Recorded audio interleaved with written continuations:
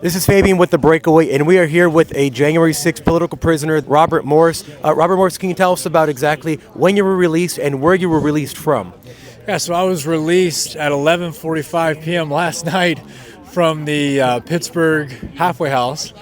And instead of, kicking my feet up and saying, all right, enough's enough, I hopped in the car, drove through the night to be here so I could see these men released. I didn't feel right about, enjoying my freedom knowing that other people weren't going to be free yet. And it's astonishing that even though the president signed an executive order, there's still innocent men inside that building. It blows me away.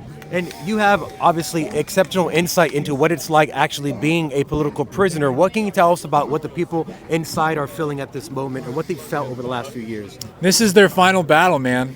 I think that most guys that were in the first wave with me have already been released or have done their time. And I know that this is one of the last facilities that is still, hanging on to these guys. But this is the test, man. This is the final test. Their patience is being examined. I'm sure that it feels like someone's putting a drill to their gut right now. However, God tests those he's about to elevate. And so I think this is nothing but another spiritual battle that, we've all had to face in our own different types of arenas. But I think this is, when the Democrats say this is about the soul of the nation, they're exactly right. Are we going to sell our souls to Marxism, or are we going to maintain our integrity as a constitutional republic, leaning on God's understanding instead of our own? So it's a battle of biblical proportions that they're facing in their own hearts and minds. And can you tell us how you specifically found out about the pardon? Were you watching television or news, or how did that all happen? So, we've been watching the television since day one, but I was confident that Donald Trump was going to follow through with what he said he was going to do. He did that the first time he was president. What do you know? He's doing it again. And so I knew that I was pardoned around 8 p.m. last night, but the halfway house wasn't going to release me.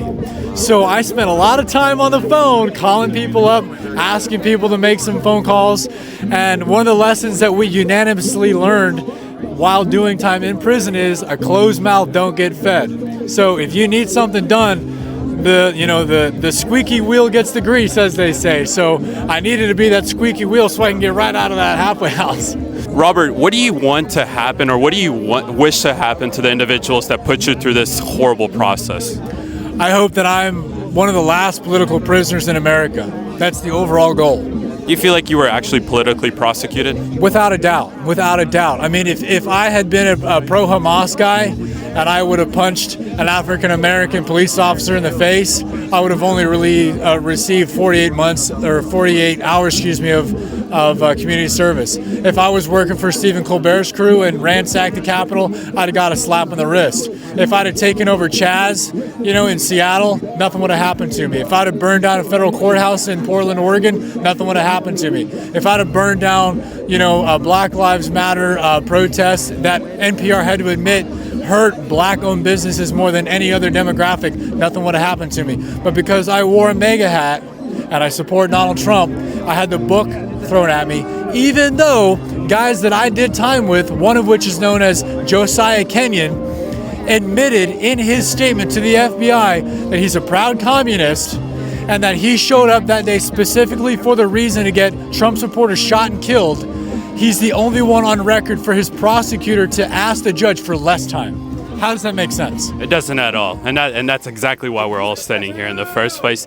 Do you feel like when you were there on January 6th that there were like FBI agitators or Antifa agitators? Without a doubt. I remember thinking to myself, wow, this is strange. I'm watching FBI, or maybe Freudian slip right there. I'm watching Antifa and Trump supporters almost work side by side. It was very bizarre to witness. But now we know, Clay Higgins confirmed that there's around 200 informants in the crowd.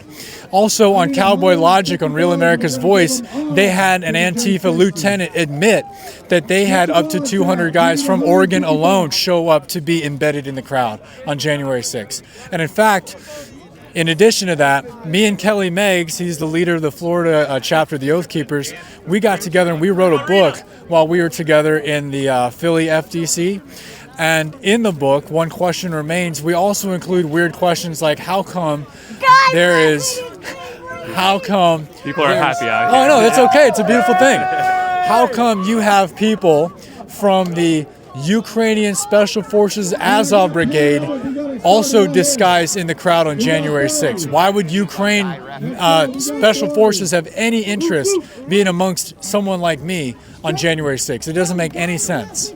And in the last 4 years, people could have totally forgot about all of you guys, the movement, everything that happened to you guys. Who do you feel like actually kept you guys relevant, made sure that it pushed the message forward, and essentially led up to this incredible moment? I would say that it was Mickey Whithoff and Nicole Reffitt locking down territory behind enemy lines at the Freedom Corner. I would say that it was the Patriot Mail Project. I would say that it was a lot of these foundations that took the time to try to raise awareness. And I would also say that it was Donald Trump. You know, Donald Trump, I think he hurt for what happened to us. Obviously, as we know, he was also politically persecuted. He had to face more obstacles than any other president ever has before.